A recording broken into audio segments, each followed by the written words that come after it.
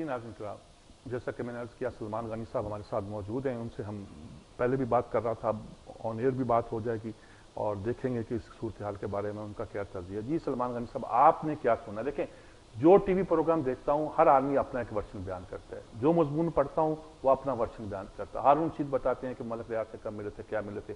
جاوید چودھری ان کے ساتھ کام کرتے رہے ہیں، وہ اپنا بیان کرتے ہیں کہ وہ کیسے ملے تھے. بہت سے لوگ اپنا ورشن رابطے رہے ہیں.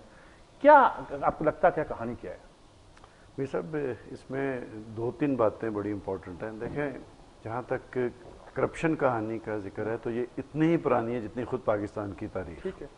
لیکن ان 4 سالوں میں سمجھتا ہوں کہ پاکستان کی سیاسی تاریخ اٹھا کر دیکھ لیں، جتنا کرپشن اور لوٹ مار کا رجحان ان 4 سالوں میں عام ہوا ہے، اس کی 60 سال میں بھی مثال نہیں ملتی.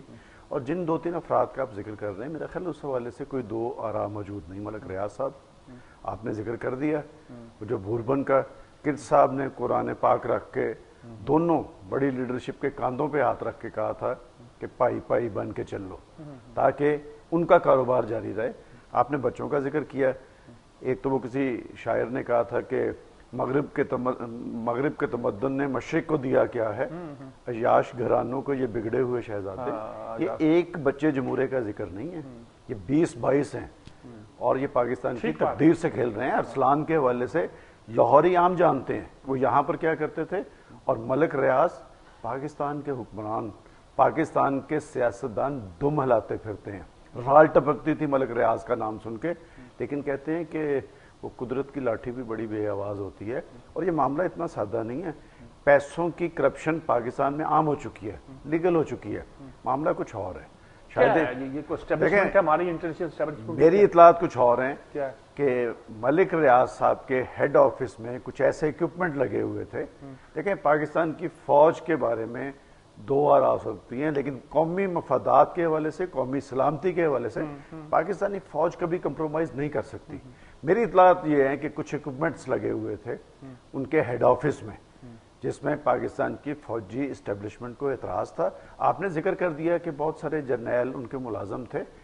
بڑی افسوسناک بات ہے کہ پاکستانی فوج کے جنرلز جب ریٹائر ہوتے ہیں امیر صاحب، تو آپ کے ناظرین کو یہ پتا ہونا چاہیے کروڑ روپے انہیں ملتے ہیں. کروڑ روپے ملتے ہیں ان کو. اور ایک محتاط اندازے کے مطابق ایک جرنیل جب ریٹائر ہوتا ہے تو کم از کم 30 سے 35 کروڑ روپے کے اثاثے اس کے ہوتے ہیں.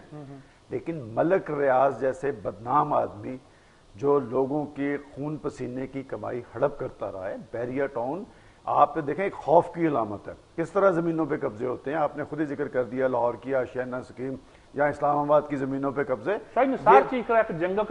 بات یہ جی کہ ملک ریاض کو ایسے ہاتھ نہیں پڑا، جو صرف کرپشن پہ ہاتھ نہیں پڑا.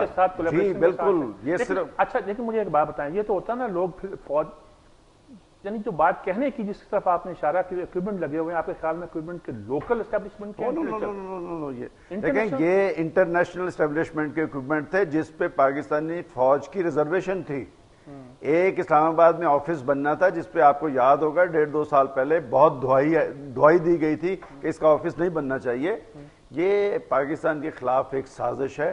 دیکھیں، عراق اور افغانستان سے امریکہ کو شکست فاش ہوئی ہے. وہ افغانستان میں اپنی شکست کا ملبہ پاکستان میں ڈالنا چاہتا ہے اور امریکی ایجنڈے کی بنیاد پہ ہی پاکستان میں ایسی حکومت قائم کی گئی تھی جس سے دنیا بھر میں پاکستان کی جگ ہنسائی ہو. کہا جاتا ہے جی کہ پاکستان کی حکومت پاکستان کے مفادات کی ترجمان. ابھی 15 دن پہلے کی بات ہے، آپ کو یاد ہوگا، آپ کو ہی میں نے بولتے دیکھا تھا کہ جی پاکستان کے صدر زرداری، وزیر اعظم یوسف رضا گیلانی، وزیر دفاع احمد مختار اور وزیر خارجہ ہنا ربانی کھر کہہ رہی تھی کہ 24 گھنٹے میں ہم نیٹو سپلائی بحال کر رہے ہیں چونکہ ہم پہ بڑا دباؤ ہے، 48 ملکوں کا دباؤ ہم برداشت نہیں کر سکتے. کیا ہو گیا ہے؟ کوئی نیٹو سپلائی ابھی بحال نہیں ہوئی. کوئی آپ کی شرط ماننے کے لیے تیار نہیں ہے. یہ پاکستان کی دنیا بھر میں جگ ہنسائی کن کی وجہ سے ہو رہی ہے؟ جن کا آپ ابھی ذکر کر رہے تھے، ان بچوں کا ذکر کر رہے تھے. کوئی ان پہ ہاتھ ڈالنے کے لیے تیار نہیں. یہ 20-22 بچے اور پاکستان کا corrupt mafia, land mafia Pakistan کی تقدیر سے کھیل رہے. میں سمجھتا ہوں کہ پاکستان کے سیاستدان اور حکمران، یہ سارے آپ ان کی ہسٹری اٹھا کے دیکھیں، یہ جو کروڑوں اربوں میں کھیل رہے ہیں، یہ کہاں سے آتا ہے؟ یہ ملک ریاض ایک ملک ریاض نہیں ہے، اس لاہور میں بھی کوئی ملک ریاض موجود ہے۔ بات یہ لینڈ مافیا، یہ پراپرٹی ڈیلر، یہ کل ایک ٹھیکیدار تھا، آج یہ ٹھاکر بنا ہوا ہے پاکستان میں، کہ یہ حکومتوں کے توڑ جوڑ میں آپ کو ایک اور انکشاف کر دوں، یہ گورنر راج جب لگا تھا، یہ گورنر راج جب پنجاب میں لگا تھا، اس وقت بھی ملک صاحب کا پیسہ استعمال ہوا تھا اراکین اسمبلی خریدنے کے لیے۔ اور مرحوم سلمان تاثیر سے میں نے ایک دفعہ پوچھا تھا کہ سلمان تاثیر صاحب پیسہ تو آیا ہے اور آپ کا نام بھی آ رہا ہے، تو انہوں نے مسکراتے ہوئے کہا تھا کہ جن دوسرے صاحب کا نام آ رہا ہے پہلے ان سے پوچھ لیں، پھر میں اپنا حساب دے دوں گا۔ میں سمجھتا ہوں کہ پاکستان کی تاریخ کا فیصلہ کن موڑ ہے، اور چیف جسٹس صاحب سے پاکستان کے عوام نے توقعات قائم کی تھی۔ آپ یہ دیکھیں کہ چیف جسٹس کو ٹارگٹ کیوں کیا گیا ہے۔ 15-20 دن پہلے پاکستان کے ایک اخبار میں فرنٹ پیج پہ ایک خبر چھپی تھی کہ پاکستان کے چیف جسٹس کے خلاف ایک سیل قائم کیا گیا ہے اسلام آباد میں انہیں ٹارگٹ کرنے کے لیے۔ چیف جسٹس صاحب کا قصور کیا ہے؟ کھڑے ہو گئے تھے ایک فوجی ڈکٹیٹر کے سامنے۔ دیتے ہیں وقفے کے بعد میں خاص طور پر آپ سے یہ پوچھنا چاہوں گا کہ آپ کو کیسے شک ہے کہ یہ انٹرنیشنل اسٹیبلشمنٹ ہے اور وہ آپریٹ کر رہی ہے پیچھے؟ ایک وقفے کے بعد یہ بڑی کہانیاں ہیں، اس میں پاکستان کی مقدر کا فیصلہ ہو رہا ہے۔ جی وقفہ لیتے ہیں، وقفے کے بعد بات کرتے ہیں۔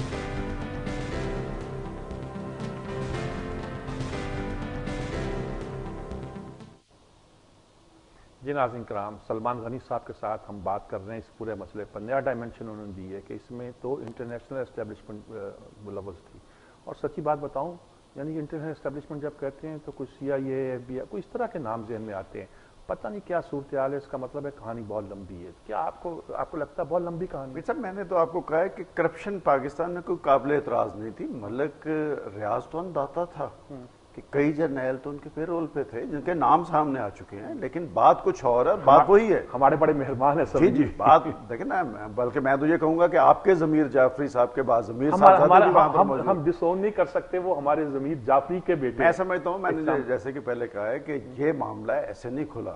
اگر کرپشن کہانی ہوتی تو کرپشن کہانی تو ہر روز ایک نئی کرپشن کہانی سامنے آتی ہے۔ آخر پاکستان اس نیچ پہ کیوں پہنچا ہے؟ جنرل مشرف صاحب تک ان کے ساتھ کیا معاملات ہے کہ سب کو پتہ ہے، اور جنرل مشرف کے بعد ملک ریاض صاحب کے بارے میں یہ تاثر تھا کہ شاید یہ کچھ نیچے آئیں گے، وہ اس سے اوپر بڑھ کے آئے۔ میں نے تو آپ کو بتایا کہ بڑے بڑے سیاستدان اور حکمران ان کے پیچھے جو ہے دم ہلاتے پھرتے تھے، رال ٹپکتی تھی۔ آپ مجھے بتائیے کہ میں وہی بات دوبارہ کروں گا کہ بین الاقوامی اسٹیبلشمنٹ کا ایک اڈا تھا۔ آپ کو یاد ہوگا کہ 1.5 سال پہلے بڑی ریزرویشن سامنے آئی تھی کہ وہاں پر وہ آفس قائم نہیں ہونے دیا جائے گا۔ میری اطلاع تو یہ ہے جی کہ ان کے ہیڈ آفس میں کچھ ایسے اکوپمنٹ تھے جس پہ ہماری مسلح افواج کو اعتراضات تھے، اور یہ معاملہ اتنا سادہ نہیں ہے، معاملات کھلنے چاہیے۔ کیا پتا اسی لیے انہوں نے اپنے جرنیل وہاں بٹھا دیے ہوں۔ دیکھیں اس وقت آپ صرف جرنیلوں کی بات نہیں ہے، میں لاہور کے اندر بھی بڑے بڑے لوگوں کے رنگ فخ دیکھ رہا ہوں، چونکہ ملک ریاض صرف ایک فرد کا نام نہیں تھا، ایک مافیا کا نام تھا۔ پاکستان کے معاملات وہ کیپچر کر چکا تھا، پاکستان کی سیاست۔ یہ معاملہ صرف ملک ریاض تک نہیں رکے گا، یہ معاملات آگے چلیں گے۔ اب چھوٹے چھوٹے ملک ریاض تصور کرتے ہیں کہ انہوں نے وار تو کیا ہے چیف جسٹس پر، مجھے یہ خیال ہے کہ چیف جسٹس زیادہ سٹرونگ ہو کے نکل رہے ہیں اس سے۔ دیکھیں بات یہ ہے کہ میں نے تو آپ کو ایک خبر کا حوالہ دیا ہے کہ آج سے 15-20 روز پہلے پاکستان کے ایک مؤثر اخبار میں فرنٹ پیج پہ خبر تھی کہ چیف جسٹس کو ٹارگٹ کرنے کا فیصلہ کر لیا گیا ہے، اور ایک سیل کا قیام عمل میں لایا گیا، اور اس میں بہت سارے لوگوں کے نام تھے کہ وہ اس کے لیے کام کر رہے ہیں۔ اس میں آپ کے کئی اینکرز بھی ہیں، وہ بھی یہی کام کر رہے ہیں۔ میں کہتا ہوں اگر ان کے ایسٹ سامنے آ جائیں تو لوگوں کو سمجھنا آئے کہ اس ملک کے ساتھ ہو کیا رہا ہے، کہ وہ کون کون ہیں جو پاکستان کی تقدیر سے کھیل رہے ہیں۔ کیا اینکرز کروڑوں اربوں میں کھیل رہے ہیں؟ کیا یہ پاکستان کا میڈیا ہے؟ سب آپ کو بھی ہم دیکھ رہے ہیں طویل عرصہ سے، میں جانتا ہوں کہ آپ کے ایسٹ کیا ہیں، یا آخر کوئی شخص بھی کسی سطح پہ بھی جواب دہ نہیں ہو رہا۔ اور آج کا پاکستان، قائد اعظم نے پاکستان جس مقصد کے لیے بنایا تھا، آج پاکستان کے اندر جو شخص جتنی بڑی کرپشن اور لوٹ مار میں ملوث ہے اتنا ہی زیادہ اثر و رسوخ کا عمل ہے، اتنا ہی زیادہ اسے سلوٹ کیے جاتے ہیں۔ یہ کیا کوئی ایسی فورسز پاکستان میں نہیں؟ جن فورسز کو ہم سمجھتے تھے کہ پاکستان میں اصلاح کا، وہ لوگ خود اس سارے گندے کاروبار میں شریک ہو گئے ہیں۔ میں سمجھتا ہوں کہ بعض اوقات وہ کہتے ہیں نا جی، شر سے خیر کے پہلو نکلتے ہیں۔ جس نے بھی یہ کام کیا تھا چیف جسٹس کو پھنسانے کے لیے کیا تھا، اور مجھے یہ یقین ہے کہ انہوں نے جیسے کہ خود حوالہ دیا ہے کہ پاکستان اسلامی تاریخ کا، ارسلان صاحب بھی نہیں بچیں گے۔ جس طرح ہم ملک ریاض کی بات کر رہے ہیں، اسی لاہور کے اندر ارسلان صاحب کے چرچے بھی عام تھے، کس طرح وہ پوسٹنگ ٹرانسفرز پر اثر انداز ہوتے تھے، جس طرح وہ کاروباری معاملات میں ملوث تھے۔ یہ معاملات اب کھلنے شروع ہو گئے ہیں،